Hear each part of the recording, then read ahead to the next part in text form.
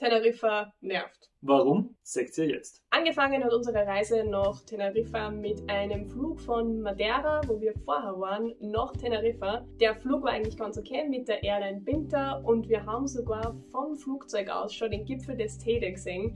Das war ein sehr, sehr vielversprechender Anblick. Also wir sind jetzt kurz vor der Landung und man sieht schon in Teide, also wir nicht, aber sie da drüben. Das Video bleibt mir jetzt ein.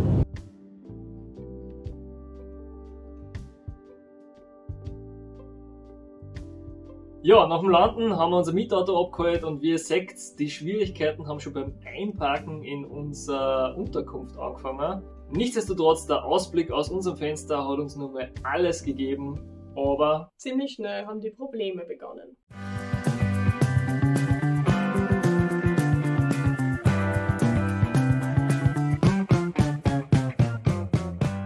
Und zwar haben wir am nächsten Tag schon mal unsere Sightseeing-Tour begonnen und sind aber ziemlich schnell enttäuscht worden. Es hat fürchterlich geregnet und in den Bergen ist es sehr, sehr nebelig geworden, sodass unser erstes Ziel, ein Aussichtspunkt auf den Teide, ziemlich enttäuschend war. Man hat nichts gesehen, wir haben uns schließlich nur ins Auto gesetzt, haben unser Mittagessen gegessen. War nicht der beste Start. Denselben Ausblick haben wir ein paar Tage später nur mehr besucht mit traumhaftem Wetter. Ihr könnt euch die Aufnahmen anschauen, das hat richtig Gusto gemacht für den Teide. Aber mit schönem Wetter kommt auf Teneriffa natürlich ein weiteres Problem dazu. Die Touristen! Es sind einfach so viele Orte, wo man mittlerweile sagen muss, man wird überlaufen von Touristen.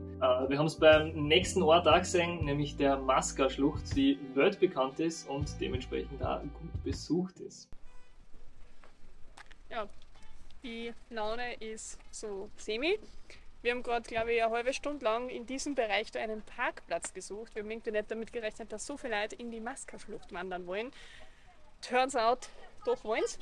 Wir haben jetzt einen Parkplatz gekriegt, dank Ellbogeneinsatz, aber wir haben es geschafft und wir schauen uns jetzt die Wanderung an. Wetter ist übrigens auch wieder nicht so wie versprochen. Also man muss eigentlich zusammenfassend sagen, bisher hält sich die Freude in Teneriffa ein bisschen in Grenzen.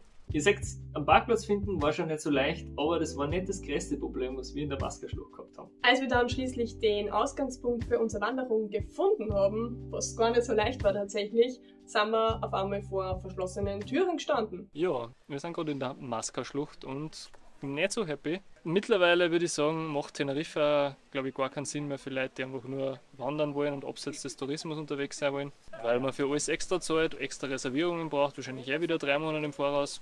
Du sagst das, was er sagt. Ja, entweder am Badeurlaub in irgendeiner Hotelanlage oder man lässt. Ja, macht gerade keinen Spaß. Ja, aufgrund der Anzahl der Touristen ist beispielsweise in der Masca-Schlucht die Schluchtwanderung selbst mit einer Genehmigung verbunden und die ist auf, ich glaube, 20 oder 30 Leute maximal am Tag limitiert und sie kostet, sage und schreibe, 30 Euro. 30 Euro, also bodenlos. Du sagst das, was er sagt. Bodenlos. Haben wir nicht gewusst, wir waren ziemlich angepisst, weil wir extra da aufgefahren sind und den Parkplatz gesucht haben und so weiter. Aber wir haben Komoot gezückt und haben gedacht, wir finden eine ziemlich coole Wanderalternative, die gleich in der Nähe von der Masca-Schlucht ist. Das war wieder ein geiler Platz. Das war wirklich ein geiler Platz. Das war wirklich ein geiler Platz. Axel? Das war wirklich ein geiler Platz. Ja. Ja, und das hat, weil jetzt kommt in letzter Zeit Komoot gar nicht so gut um. Ja, Wir schwören eigentlich auf die App, Komoot kann gar nichts dafür. tut mir leid. Aber wir sind oben quasi außerhalb von der Schlucht nur mal zu einer Wanderung aufgebrochen und nach wenigen Metern hat es dann wieder so ausgeschaut. Verboten zu passieren.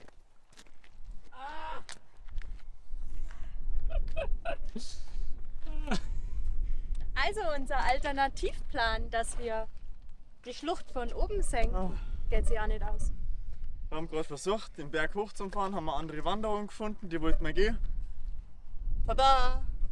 Also auch dieser Weg war nach einigen Metern gesperrt, weil es Privatgrund ist und sich die Leute auch versichern wollen, dass da nicht tausende wahnsinnige Touristen wie wir dumm trampeln. Das Problem gibt es auf Teneriffa leider sehr, sehr oft. Viele bekannte und weniger bekannte Wege sind gesperrt, entweder aus Naturschutzgründen oder weil sie privat sind oder was auch immer. Vielleicht auch, um Leute zu ärgern. Wir wissen es nicht, jedenfalls sind wir in dieses Problem ziemlich oft gelaufen während unserem Aufenthalt. Zusammenfassend muss man sagen, Teneriffa ist einfach eine Destination, wo mittlerweile sehr viele Leute hinfahren und das spürt man halt an allen Ecken und Enden. Wir empfehlen auf der einen Seite den klassischen Pauschalurlaub, der funktioniert glaube ich immer ganz gut. Oder ihr sucht euch sehr ausgefallene Orte, wo vielleicht noch nicht so viele Touristen sind. Du sagst das, was er sagt. Auf ein weiteres Highlight müssen wir natürlich auch noch zu sprechen kommen, und zwar der Teide. Ist kaum zu übersehen, wenn man auf Teneriffa ist, der höchste Berg von Spanien mit 3715 Metern, und wir wollten natürlich auch unbedingt dort aufstehen. Jedoch ist es so, dass man für das Erklimmen der Spitze eine Genehmigung braucht, die zwar kostenlos ist, was wiederum sehr sympathisch ist, aber die ist Monate im Voraus ausgebucht. Also wirklich Monate restlos, absolut keine Chance. Wir haben sehr viel Zeit damit verbracht, eine Lösung zu finden, wie wir an eine Genehmigung kommen können. Es gibt nämlich Tourenveranstalter, die solche Genehmigungen im Voraus kaufen für gewisse Tage und die dann zusammen mit einer Tour quasi wieder weiterverkaufen. Ist natürlich wahnsinnig teuer und irgendwie ein bisschen unfair, deswegen wollten wir das nicht machen. Und es war sehr, sehr schwierig, eine Lösung zu finden, bei der man quasi ohne Genehmigung trotzdem auf den Gipfel kommt. Schließlich haben wir es geschafft. Und dazu gibt es ein ziemlich cooles Video. Wir sind jetzt auf 3360. Es wird nicht besser. Es wird nur blöder. Es ist langsam ziemlich zart. Das wir da oben natürlich verlinken für euch. Das würden wir auf jeden Fall allen empfehlen, denn ich glaube, ohne der Teide-Besteigung wären wir wirklich restlos enttäuscht gewesen von Teneriffa. Also irgendwie wir dann den ganzen Tag schon sinnlos herumfahren.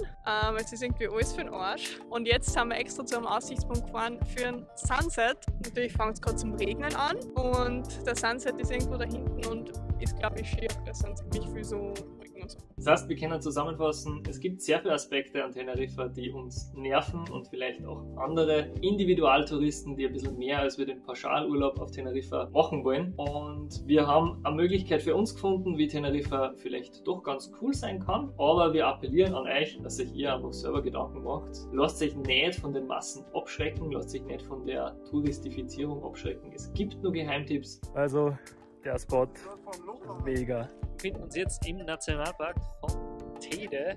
Es ist ziemlich geil. So, wir sind am Strand angekommen und sitzen gemütlich in der Sonne. Es gibt jetzt nur ein paar Aufnahmen von oben. Und dort einen ziemlich coolen Naturpool gefunden. Findet man natürlich sehr viele schöne Felsformationen.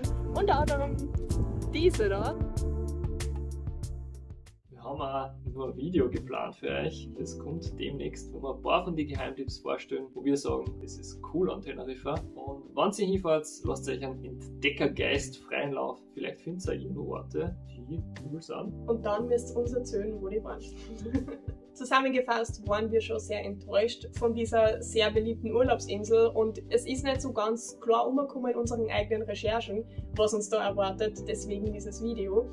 Man muss natürlich immer schauen, wie man dann seine Lösungen findet. Insgesamt sind wir zufrieden mit unserem Aufenthalt dort, aber würden es wahrscheinlich beim nächsten Mal etwas anders machen. Ja, und wenn ihr jetzt noch nicht abgetraut habt, dann merkt es uns offenbar. Drum liked das Video, wenn ihr es noch nicht gemacht habt. Folgt uns, falls das irgendwie euer erstes Mal ist, dass ihr uns seht. Komischerweise bei dem Video. Dann würde uns das sehr freuen. Es gibt noch sehr viel Content zu den Kanaren oder auch zu vergangenen Reisen. Schaut euch unser Profil einmal an, falls ihr das noch nicht gemacht habt. Das nächste Video kommt bald. Wir sehen uns.